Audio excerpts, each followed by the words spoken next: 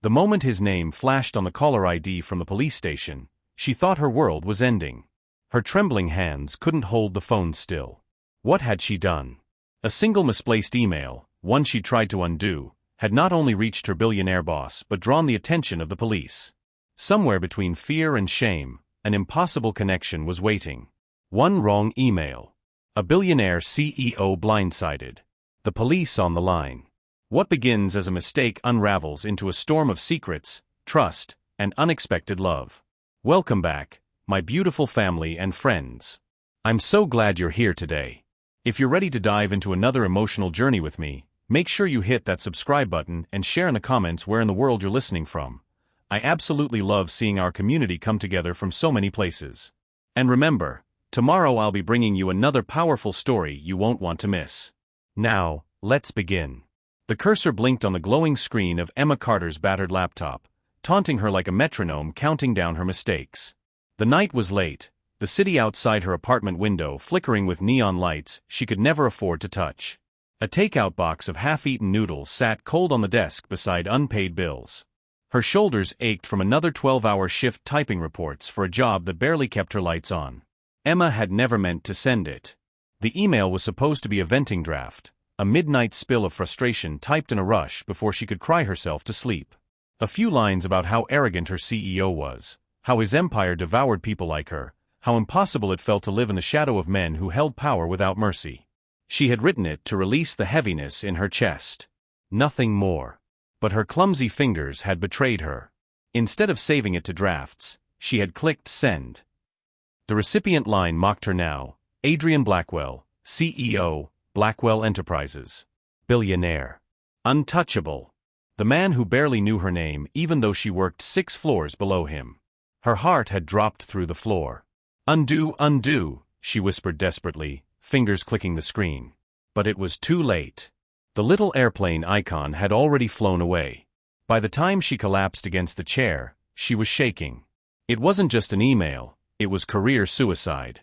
People like Adrian Blackwell didn't forgive. Meanwhile, on the top floor of Blackwell Tower, the man in question was reviewing contracts worth millions when the notification pinged. Adrian Blackwell was a fortress in a suit. Tall, dark-haired, and sharp-eyed, he lived in a world of silence and glass. His office overlooked the entire city, its floor-to-ceiling windows reflecting a man who believed emotions were weaknesses best buried. For years, he had kept distance from everyone, employees, partners, even friends. He didn't have time for mistakes. He opened the email. For a long moment, his expression didn't change. Then slowly, the corner of his mouth tilted, not quite a smile, more of a recognition that someone had dared speak unvarnished truth to him. He leaned back in his chair, reading the words again. He should have deleted it. He should have dismissed her. But something about the raw honesty, the way she described feeling invisible, struck a chord he hadn't expected. Adrian closed the laptop and poured himself a drink, the taste of whiskey burning down the silence. Whoever Emma Carter was, she'd made an impression. The next morning, Emma kept her head down, praying no one had read the email, that maybe, somehow, it hadn't gone through. But when she stepped into the office, the air felt heavier, whispers buzzing. At her desk, her phone vibrated with a number she didn't recognize. She answered, voice trembling. "Is this Emma Carter?" "Yes," she said cautiously. "This is Detective Harris, NYPD. We'd like you to come down to the station. Your CEO, Mr. Blackwell, is already here." Her blood turned to ice.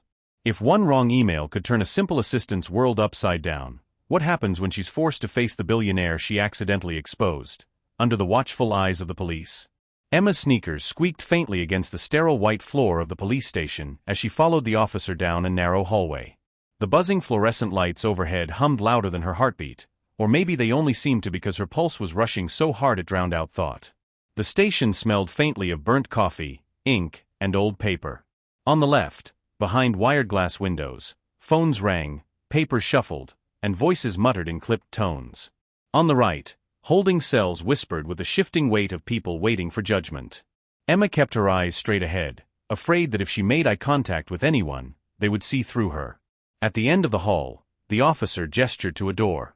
"In here." Her legs felt like wet sand as she stepped inside.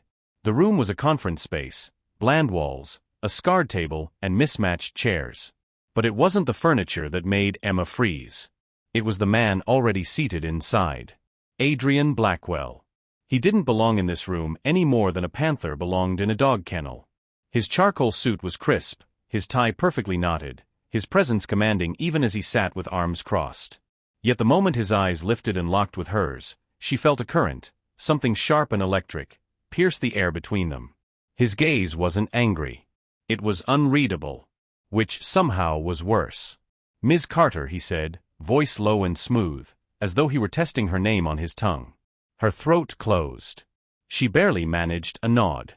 Detective Harris, a stout man with thinning hair, sat at the far end of the table. He gestured for Emma to sit opposite Adrian. She obeyed, lowering herself into the chair, gripping her knees to stop them from shaking. The detective slid a file across the table. "We're here because of a series of anonymous communications sent to Mr. Blackwell over the past week. Threats. Potential blackmail. And last night," he looked directly at Emma, "your email arrived in the same inbox." Emma's chest constricted. What? No, I didn't. My email wasn't." "It was personal," Adrian interjected, his voice measured. "Not a threat." She shot him a startled glance. He was defending her? But the detective didn't relax. It contained criticisms, frustrations, language that could be interpreted as hostile. It was a mistake. The words tumbled out of her before she could control them. "I didn't mean to send it, it wasn't," she cut herself off, realizing every word sounded like a guilty plea. Her palms were slick, her breaths short. She wanted to vanish into the chair. Adrian studied her with a cool detachment, yet something flickered in his eyes, something human. He had seen thousands of faces, liars, opportunists, flatterers, but Emma's panic was raw, unfiltered. She wasn't playing a game. "She's not your suspect," Adrian said finally, his tone decisive. "Look elsewhere." Detective Harris raised an eyebrow. "You're certain?" Adrian leaned forward, his elbows on the table, his gaze steady on Emma. "I'm certain." Emma's breath hitched. She should have felt relief, but instead, she felt confusion. Why was he protecting her? Why didn't he throw her to the wolves? The detective closed the file with a sigh. "Fine. For now. But Ms. Carter," he leveled his gaze at her, "if anything else unusual crosses your inbox, you contact us immediately." "Understood." She nodded furiously. The meeting dissolved with a scrape of chairs. Adrian stood, his shadow stretching long across the room. He adjusted his cufflinks with the same precision he used to sign billion-dollar contracts, then turned toward the door. Emma hesitated. She wanted to shrink away, to disappear into the blur of ordinary life again. But as Adrian paused in the doorway, his head turned slightly toward her. "Walk with me," he said. Not a question. Her pulse leapt. Outside, the cool city air hit her face like a slap. The world moved on, cars honking, people rushing by, but for Emma, everything slowed. She followed Adrian down the station steps, her hands clutched around the strap of her worn handbag. "Mr. Blackwell, I swear I didn't mean." "Stop." His voice cut through, low but not cruel. He stopped on the sidewalk and turned to her, his eyes dark with something she couldn't name. "I know." Her mouth fell open. "You know." He stepped closer, close enough that she could see the faint scar by his jawline, close enough to smell the faint musk of expensive cologne. "I know the difference between venom and desperation. Your email wasn't the first, but it was the only one that wasn't poison." Her throat tightened. "Then why the police?" "Because timing is a weapon," he murmured. "And someone out there wants me looking in the wrong direction."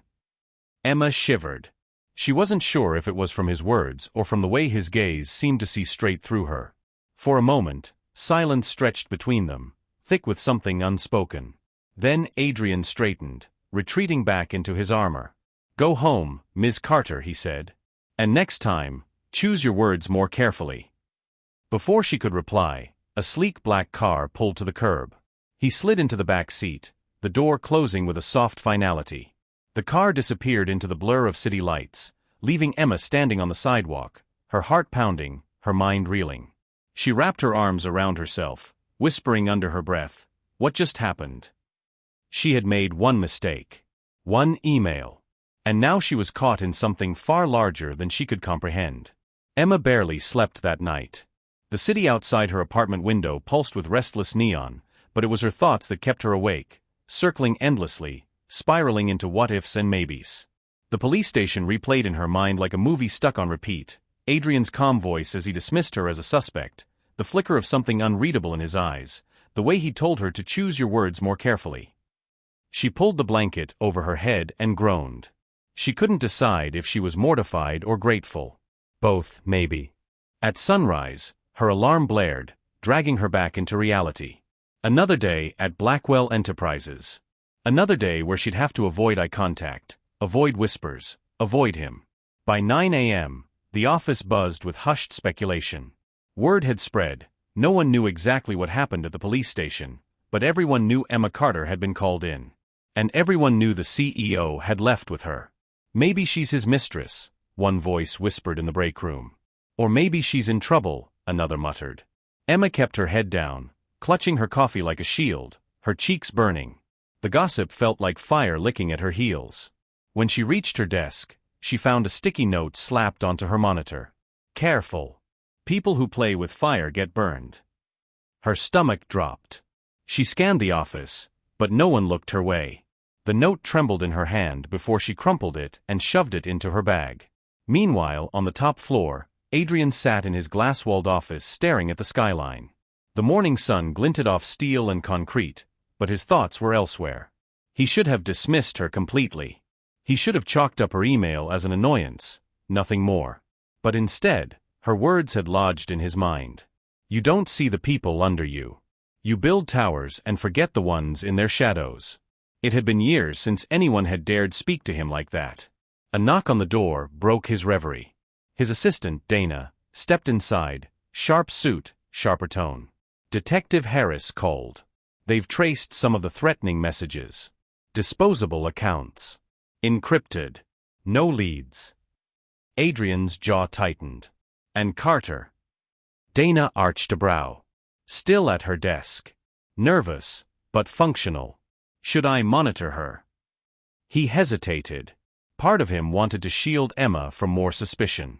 Another part warned him she was a liability. He exhaled slowly. No. Leave her be. Dana studied him for a beat, as if trying to read his motives, then nodded and left. Alone again, Adrian leaned back in his chair, pinching the bridge of his nose. He was losing focus, distracted by a woman who should have been invisible in his empire. And he hated it. That afternoon, Emma's worst fear came true. She was summoned to the CEO's office. Her legs felt like lead as she rode the elevator to the top floor. The doors opened with a chime, revealing the intimidating expanse of Adrian Blackwell's domain. Polished marble floors, steel beams, and silence heavy as stone. She knocked softly. Enter, came his voice, smooth as glass. She pushed the door open and stepped inside. Adrian sat behind his desk, sleeves rolled up, tie loosened, the faintest shadows under his eyes. His presence filled the room even without words. Sit, he said. She obeyed, perching on the edge of the chair like a child waiting for punishment.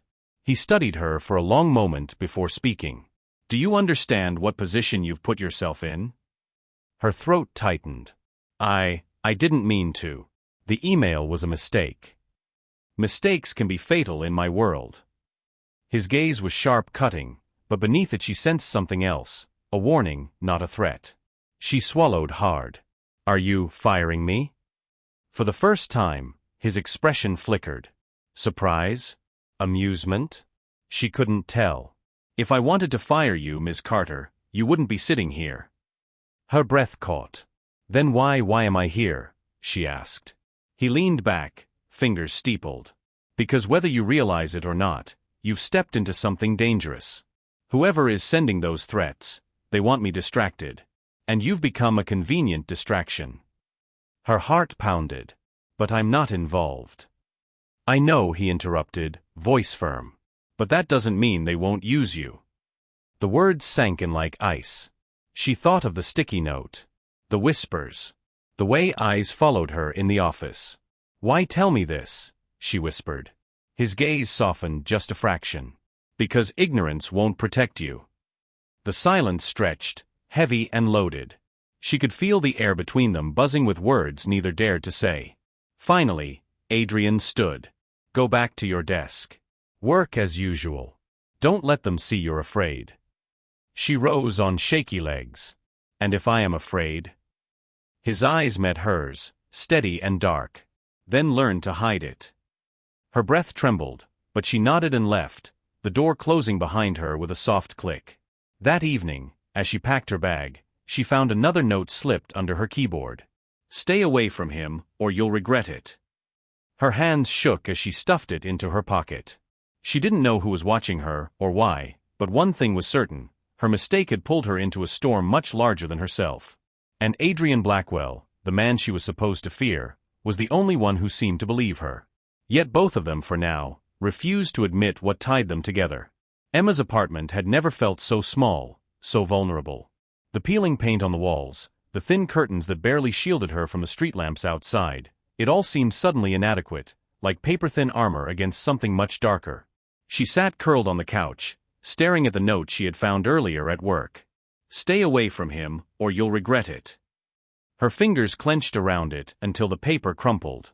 She wanted to cry, but fear kept her rigid, her ears straining for every sound beyond her door. A footstep in the hallway made her heart lurch. Then her phone buzzed. Unknown number. With trembling hands, she answered. Emma Carter. A voice, low and firm. Yes. This is Detective Harris. Don't panic, but we've intercepted another message connected to the threats. Your name was mentioned. For your safety, you'll need protective oversight until we secure a lead. Her breath hitched. Protective oversight. There was a pause, and then, Mr. Blackwell has volunteered his resources. Her pulse spiked. Wait, you mean? A knock rattled her door. She jumped. When she opened it, Adrian Blackwell stood there, framed by the flickering light of the hallway. His tailored coat brushed against the doorframe, his expression as unreadable as ever. Behind him, two of his security staff loomed like shadows. Pack a bag, Adrian said. You're coming with me. Her protests came tumbling out immediately. No, I can't. I can't just leave. My job, my rent, my... He stepped closer, lowering his voice so only she could hear. If you stay here, you're vulnerable. Whoever's targeting me already knows your name. Do you want to wake up to another note, or worse? Her throat tightened. You'll be safe under my roof, he added. But we leave now. For a heartbeat, Emma wavered. Then, reluctantly, she nodded. She stuffed clothes into a duffel, her hands shaking, her thoughts a storm of disbelief. What am I doing? This is insane. But when Adrian's hand brushed hers briefly as he took the bag from her, steady and sure, she felt the tiniest spark of reassurance. The ride to his penthouse was silent. The city blurred past the tinted windows, neon and headlights smearing into streaks. Emma sat stiffly across from Adrian in the back of his sleek black car, clutching her bag in her lap. She risked a glance at him. He looked utterly composed, scrolling through his phone as if nothing in the world could rattle him. Yet she noticed the faint tightness in his jaw, the way his thumb paused once too long on the screen. Do you always do this? She asked softly. He looked up. Do what? Take people home like stray cats. A corner of his mouth twitched, not quite a smile. Only when the stray cat has claws pointed at her. She flushed, unsure if it was embarrassment or irritation. I didn't ask for this. No, he said evenly. But you needed it. The car slowed, pulling up to a towering glass building that seemed to pierce the clouds. Emma craned her neck to take in the impossible height. This is where you live, she whispered. It's where I keep the world at arm's length, he replied. The penthouse was breathtaking, floor-to-ceiling windows spilling golden light across polished marble, a skyline that glittered like a galaxy stretched at their feet. But for all its grandeur, the space felt strangely empty. No clutter, no warmth. Just perfection, cold and immaculate. Emma set her bag down gingerly, afraid she might break something just by breathing. You'll stay here until I say otherwise, Adrian said, shrugging off his coat. Guest room is down the hall. Security is stationed outside the building, and all entries are monitored. No one gets in without my say. Emma crossed her arms, trying to muster some defiance. So I'm just trapped here? Like a prisoner? His eyes darkened. Like someone alive. Don't mistake protection for a cage. The words stung more than she expected. Later that evening, silence settled like a heavy blanket. Emma sat on the edge of the guest bed, staring at the skyline outside the window. Somewhere out there, someone wanted her gone, not because of who she was, but because she had accidentally stepped into the orbit of Adrian Blackwell. And now, here she was, trapped in his world. She couldn't decide if she was safer, or in more danger than ever. Meanwhile, in his study, Adrian stared at the encrypted messages glowing on his laptop screen. Another threat, this time with Emma's name attached. His jaw clenched. He had spent years building walls around his empire, his life. No weakness, no leverage. And yet, in a single careless email, this woman had cracked through. He should have been furious. But instead, he found himself listening for the faint sound of her footsteps in the hall. Midnight came, restless and thick. Emma padded into the kitchen in search of water, only to find Adrian already there, leaning against the counter, a glass in his hand. She froze.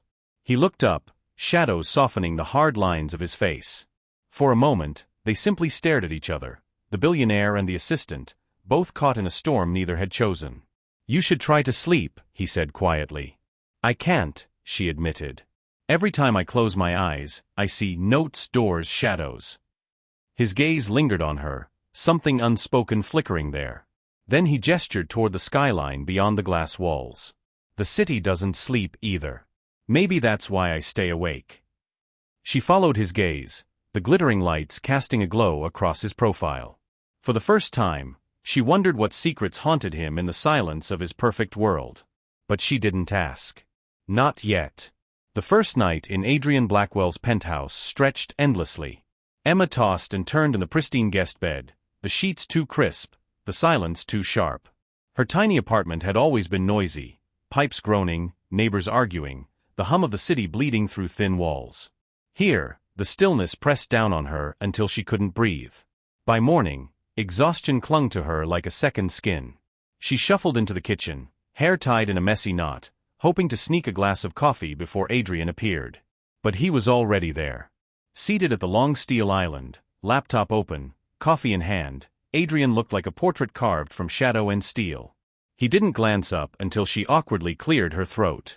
Sleep? He asked, though his tone suggested he already knew the answer. Emma shrugged. Do you? For the first time, his expression shifted, just slightly. A pause. A flicker of something human. Rarely. Their eyes met. A beat too long. Then he closed his laptop with deliberate finality. That afternoon, Adrian insisted on showing her the security measures of the penthouse. Biometric locks, camera feeds, coded alarms. Emma trailed behind him, overwhelmed. This is a fortress, she said. That's the point. Do you really live like this every day? He stopped at a door she hadn't noticed before, a door that looked different, older, wood instead of steel. For a moment, his hand lingered on the handle, as though debating. Then he opened it. Inside was a room unlike the rest of the penthouse. No marble. No glass. Just a wall of books, a leather chair worn with age, a framed photograph on the desk. Emma stepped closer, drawn to the photo. A young boy with messy hair, standing beside a smiling woman with kind eyes. Adrian's voice cut through the stillness, lower than usual. My mother. Emma turned, surprised. He stood in the doorway, hands in his pockets, expression unreadable. She raised me alone. Worked 2 jobs. Did everything she could. He walked past her, picking up the photo as if it weighed more than gold. When I was 16, she died. Suddenly. Heart failure. No warning. Emma's chest tightened. I swore I'd never be powerless again, he continued. I built everything you see, every wall, every dollar, every defense, so no one could take from me what I lost then. The words hung heavy in the air. Adrian set the photo back down, his jaw tight. Emma swallowed, her own heart aching. I'm sorry. He glanced at her, his gaze sharp but softer than usual. Don't be. Grief is a weakness in my world. That's why I don't talk about it. But it's not weakness, she said quietly. It's love that has nowhere to go. For the first time, Adrian's composure cracked. Not much, but enough. His eyes flickered with something raw, unguarded. Later that evening, Emma found herself in the library again, drawn back to the photo. She thought of her own past, something she rarely spoke of. Her father had left when she was young. Her mother had done her best, but the weight of bills and exhaustion eventually crushed her spirit.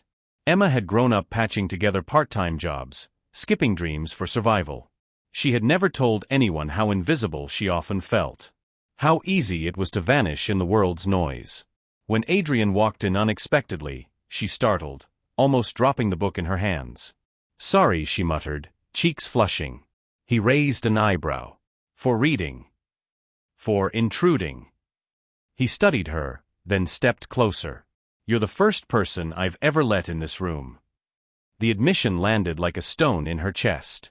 She wasn't sure what startled her more, that he said it, or that he meant it. The night stretched long again. But this time, when Emma lay awake in the guest room, her mind wasn't filled with fear of threats. It was filled with Adrian's words. His grief. His fortress of glass. She turned onto her side, whispering to the dark, "You're not as untouchable as you think." And though she didn't know it, Adrian stood in his own room, staring out at the city lights, replaying her words from earlier. It's love that has nowhere to go. Words that echoed louder than he wanted to admit. The following days inside Adrian's penthouse blurred into a strange rhythm. Emma worked remotely on her laptop, trying to appear normal while security guards rotated shifts outside the building. Adrian conducted business calls in clipped, controlled tones, his empire running even from behind fortress walls. Yet in the quiet spaces between, their worlds began to collide in ways neither expected. It started in the kitchen. Emma was fumbling with the espresso machine, an intimidating chrome monstrosity that looked more like a spaceship control panel than a coffee maker. She pressed one button too long, and steaming milk hissed violently, spraying across the counter. She jumped back with a yelp. "I think I just broke your very expensive machine." From the doorway, Adrian watched silently, arms crossed. His usual sharp presence filled the room, and Emma braced for criticism. Instead, he stepped forward, brushed past her, and with practiced movements fixed the settings. The machine hummed obediently, producing a perfect shot of espresso. Emma blinked. "So you do know how to use it." He handed her the cup, his lips tilting the faintest fraction. "I survive on these. I wouldn't trust anyone else to get it right." Her laugh slipped out before she could stop it. "So even billionaires can be control freaks about coffee." For the first time, Adrian didn't deflect. He let the corner of his mouth soften into something dangerously close to a smile. Guilty. The air between them eased. Not completely, but enough. That evening, Emma wandered into the library again, searching for distraction among the rows of books. She tugged out a heavy volume, lost her balance, and nearly toppled backwards. The book slipped, hitting the floor with a dramatic thud. "Careful," Adrian's voice drawled from behind her. She hadn't heard him enter. "My insurance doesn't cover crushed assistants." Emma huffed, cheeks warming. "You could warn me when you sneak around like a ghost." He raised a brow. "I live here. You're the intruder." "Then maybe label your haunted hallways," she shot back. To her surprise, his laugh, a real laugh, echoed in the room. It was low, unguarded, and startlingly human. Emma found herself laughing too, the tension unraveling. For a fleeting moment, they weren't billionaire and assistant, protector and protected. They were just two people sharing a joke in the middle of a storm. When the laughter faded, a warmth lingered. A dangerous warmth. That night, Emma couldn't sleep again. She padded barefoot into the living room, the skyline glittering like shattered diamonds through the windows. Adrian was already there, sitting in the shadows with a glass of whiskey. She hesitated. "Do you ever sleep?" "Not well," he admitted. His tie was loosened, his expression unusually weary. Emma sat across from him, hugging her knees. For a while, they said nothing. The silence wasn't heavy this time, it was fragile, like glass holding light. Finally, she whispered, "Do you ever wish you could just disappear? Leave the towers, the money, the pressure, everything. Just be ordinary. His gaze flicked to hers. For once, he didn't hide behind indifference. Every day, he said softly. But power is a cage you build yourself. And once you're inside, there's no escape. Her chest ached. I know what it's like to feel trapped. Different kind of trap, maybe, but it's the same loneliness. Something raw passed between them, two lives on opposite ends of the spectrum, yet bound by the same invisible thread. Adrian leaned forward, his voice low, almost a confession. When I read your email, Carter, it was the first time in years I felt someone saw me, not the empire, not the CEO. Just me. Her breath caught. The city glowed around them, a silent witness. For the first time, neither of them looked away.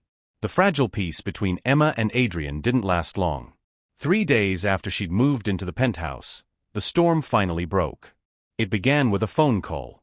Emma was sitting at the kitchen table, typing notes for a report, when Adrian's phone rang across the room. He was out in a meeting, and the device vibrated insistently against the counter. She tried to ignore it, none of her business, but the screen lit with a name that made her blood run cold. Anonymous caller. The call cut off. Then a message notification appeared. Curiosity won out over caution. Emma's eyes darted to the phone. The preview flashed with a sentence that made her hands go clammy. She's not who you think she is. Check her past. Her heart slammed in her chest. Before she could think, she snatched the phone and opened the message fully. Attached was a file. Her name. Her past addresses. A record of an old eviction notice. Medical bills she hadn't been able to pay. And worst of all, a blurred photograph of her as a teenager, standing outside a courthouse with her mother, shame written across her face. Emma's stomach dropped. That day. That moment she never spoke about. The day her mother had been dragged into bankruptcy proceedings, debt swallowing everything. The day Emma had promised herself she'd never let anyone look at her with pity again. And now, someone had dug it all up and sent it to Adrian.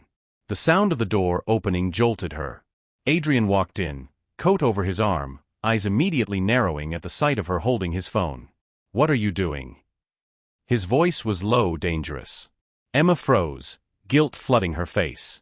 I didn't mean, she shoved the phone toward him. Look. He snatched it, eyes scanning the message. His jaw tightened, his face unreadable. Emma's chest constricted. It's lies. Or it's not lies, but it's not who I am now. I was just a kid, Adrian, Stop. His tone cut like glass. Her words died in her throat. Adrian set the phone down carefully, like it might explode. His silence was worse than anger. Finally, he said, "You should have told me." Her eyes burned. Told you what? That my family was broke? That my mom lost everything? That I grew up scraping pennies together just to survive? Why would I tell you that? You, of all people, wouldn't understand. His gaze hardened. And yet you thought it was acceptable to send me an email calling me blind to people like you. Hypocritical, don't you think? The word stung like a slap. Emma's breath hitched. I didn't ask for this. Any of this. Her voice cracked. I never wanted to be here in your world, under your roof, with your shadows chasing me. I just wanted to live my life without people like you controlling it. Silence slammed between them. Adrian's fists clenched at his sides. For a heartbeat, his face softened, like he wanted to reach for her, to take back the words. But then the mask returned. Maybe, he said coldly, bringing you here was the mistake. Emma's heart shattered. That night, the storm outside the penthouse mirrored the one inside. Rain lashed against the windows, thunder rumbling through the sky. Emma packed her duffel with trembling hands. She couldn't stay. Not after this. As she zipped it shut, her eyes caught on the photograph in the library, the one of Adrian and his mother. Without thinking, she picked it up, staring at the smile she had never seen on his face in real life. A smile stolen by grief, buried under steel and glass. Her fingers slipped. The frame tumbled from her hands and shattered against the marble floor. Emma dropped to her knees, horrified. The glass lay in shards, the photo cracked down the middle. Symbolic destruction, the universe mocking her. Tears blurred her vision as she carefully picked up the pieces, whispering, I'm sorry. I'm so sorry. But the photo could not be repaired. And neither, it seemed, could they. When Adrian found her hours later, the guest room was empty. Only the broken frame on the library floor remained, a silent echo of everything fragile that had been lost. His reflection glared back at him in the shards, sharp, fractured, unrecognizable. For the first time in years, Adrian Blackwell felt powerless. Rain-slicked streets glimmered under the haze of midnight neon as Emma trudged through the city with her duffel slung over her shoulder. Her shoes soaked through, her jacket clinging to her skin, but she didn't care. Anything was better than staying in that penthouse, under Adrian Blackwell's piercing gaze, waiting for judgment she couldn't bear. She ducked into a late-night diner, its fluorescent lights humming over cracked vinyl booths. The smell of frying bacon and old coffee should have been comforting, but it only made her emptiness sharper. Sliding into a booth, she buried her face in her hands. Her mother's voice echoed in her memory, "We don't get to make mistakes, Emma. Not people like us. Not when the world is watching." And she had made one. The email. The foolish honesty. It had started everything. Now Adrian thought she was a liar. Or worse, a liability. She stared out at the rain-streaked glass, whispering to herself, "Maybe I was never meant to be seen." Across the city, Adrian stood alone in the library, staring at the shattered photograph on the floor. He hadn't moved it. Couldn't. The jagged shards glinted up at him like accusations. His mother's smiling face was split down the middle, a cruel metaphor for what had just happened. He remembered the sound of Emma's voice breaking as she shouted at him, the pain in her eyes when he'd called her hypocritical. The echo wouldn't leave him. Adrian Blackwell had built a fortress of glass and steel around his heart.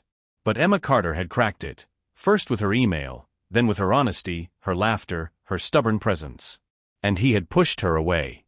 For years, he had believed control was survival. That letting anyone in meant giving them a weapon. But tonight, staring at the broken photograph, he realized he had already given Emma a weapon, and instead of destroying him, she had simply wanted him to see her. He clenched his fists. Damn it. For once in his life, Adrian faced a choice not about contracts, not about empires, but about something far more dangerous, vulnerability. He could let her go.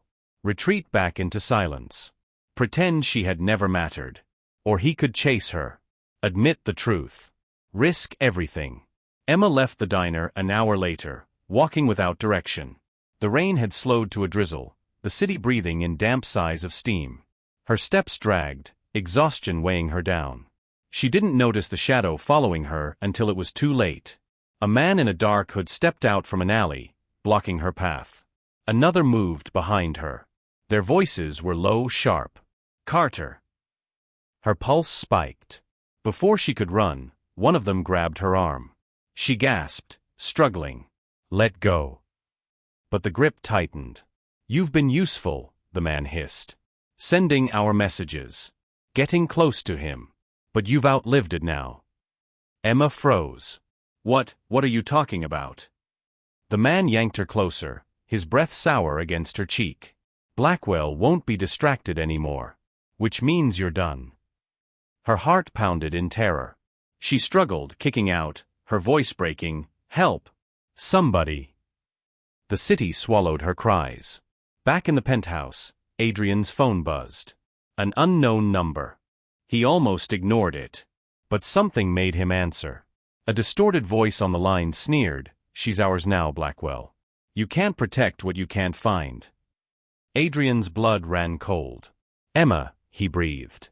The line went dead. His chest tightened, rage and fear colliding in a way he hadn't felt in years. This wasn't business. This wasn't strategy. This was her. He grabbed his coat, his keys, barking orders to his security detail.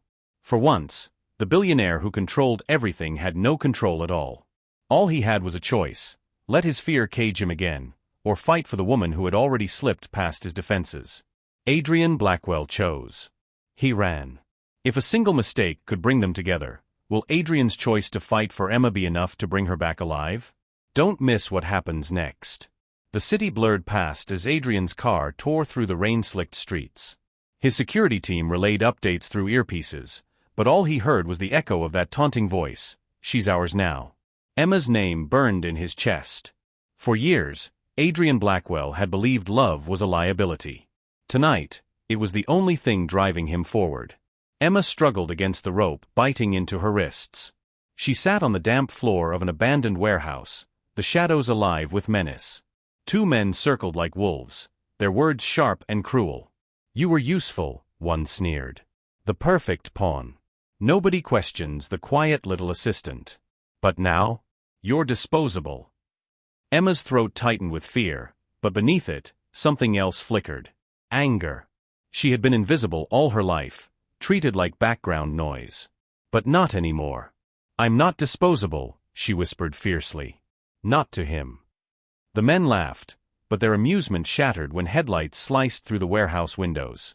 A black car screeched to a halt. Adrian stormed inside. The fight was chaos. His security detail engaged the men, fists flying, shouts echoing through the cavernous space. Adrian's eyes locked on Emma, tied to the chair, terror and relief etched across her face. He crossed the distance in seconds, tearing the ropes away. His hands shook, Adrian Blackwell's hands, the ones that signed billion-dollar contracts without a tremor, shook as they freed her.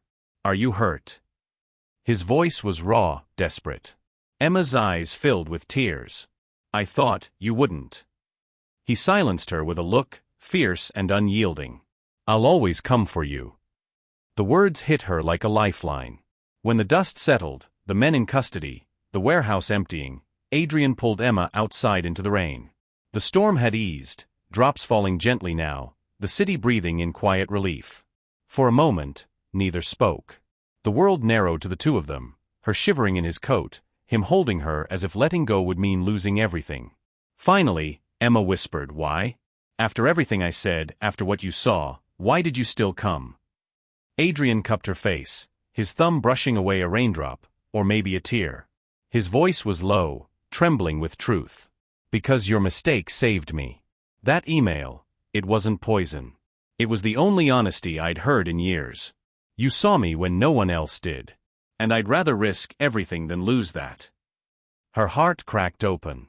"You're not untouchable, Adrian Blackwell," she said softly. "You never were." And then, for the first time, his walls collapsed completely. He kissed her, not with control, not with calculation, but with the raw, unguarded desperation of a man who had finally chosen vulnerability. The rain fell around them, washing away fear, shadows, lies. Weeks later, Emma stood once again in the penthouse library. But this time, the photograph of Adrian and his mother sat on the desk in a new frame, restored, whole again. Emma touched the glass gently. "Better." Adrian stepped behind her, his arms sliding around her waist. "Much." Their eyes met in the reflection. He no longer looked like the fortress of steel and glass. He looked like a man. Emma smiled. Strange how one mistake can change everything. Adrian kissed the top of her head. "Not a mistake," he murmured. "Fate." The skyline glittered beyond the windows, no longer cold, but alive. And for the first time, both of them felt seen. Sometimes the greatest love stories don't start with perfection, they start with a mistake. If you believe love can be found in the most unexpected places, share this story with someone who needs hope today. Thank you so much for watching this story all the way to the end. If this one touched your heart, I promise you'll love the next story even more. It's filled with twists, emotions, and surprises you won't see coming. So don't wait. Just click on the video that's showing right now on your screen, and let's continue this incredible journey together.